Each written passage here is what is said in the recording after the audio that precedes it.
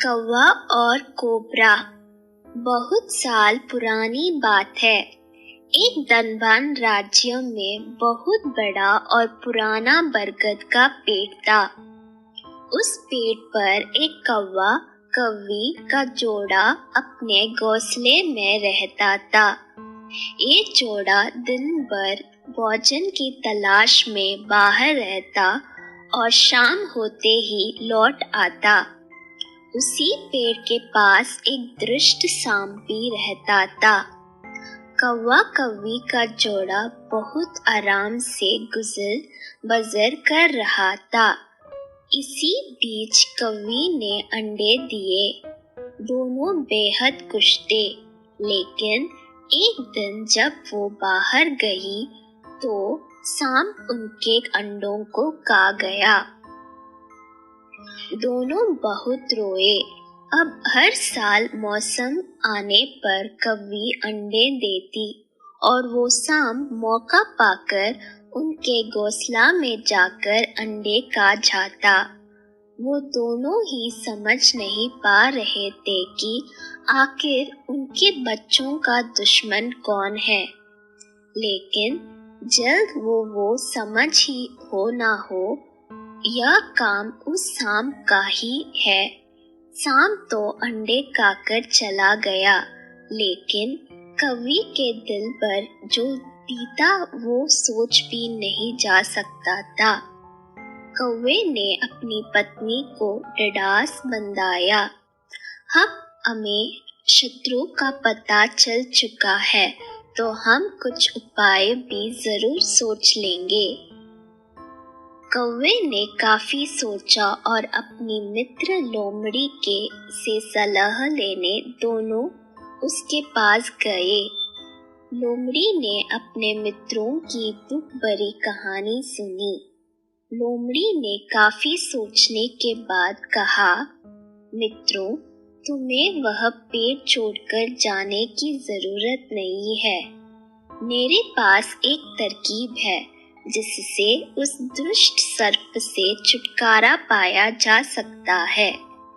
लोमड़ी ने अपने चतुर दिमाग में आई तरकीब बताई। उन्होंने लोमड़ी को धन्यवाद दिया और अपने घर लौट आए। अगले ही दिन योजना अमल में लानी थी।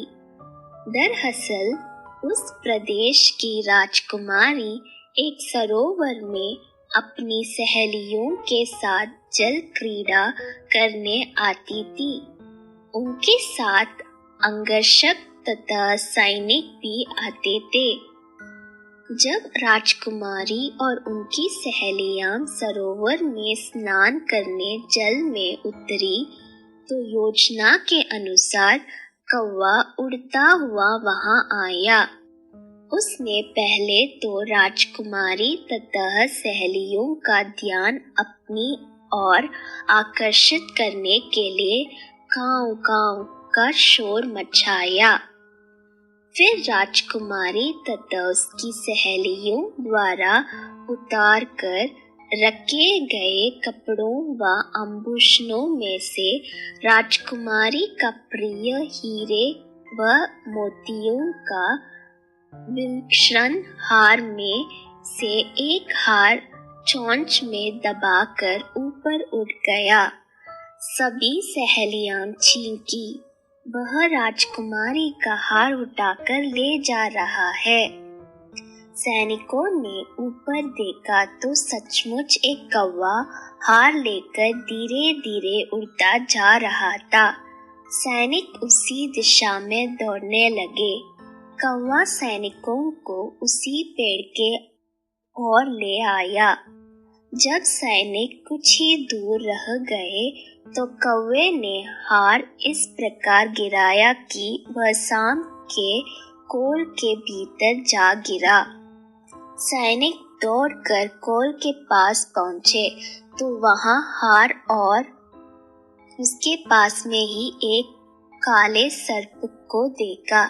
सैनिकों ने बालों से उस सांप के टुकड़े टुकड़े कर डाले और वो दुष्ट सांप पर मार गया। कौवा कवि बेहद कुश्ते। सीख, शरीर से आप भले ही कमजोर हो, लेकिन सूझबूझ का उपयोग कर हम बड़ी से बड़ी ताकत और दुश्मन को हरा सकते हैं। बुद्धि का प्रयोग करके हर संकट का हल निकाला जा सकता है।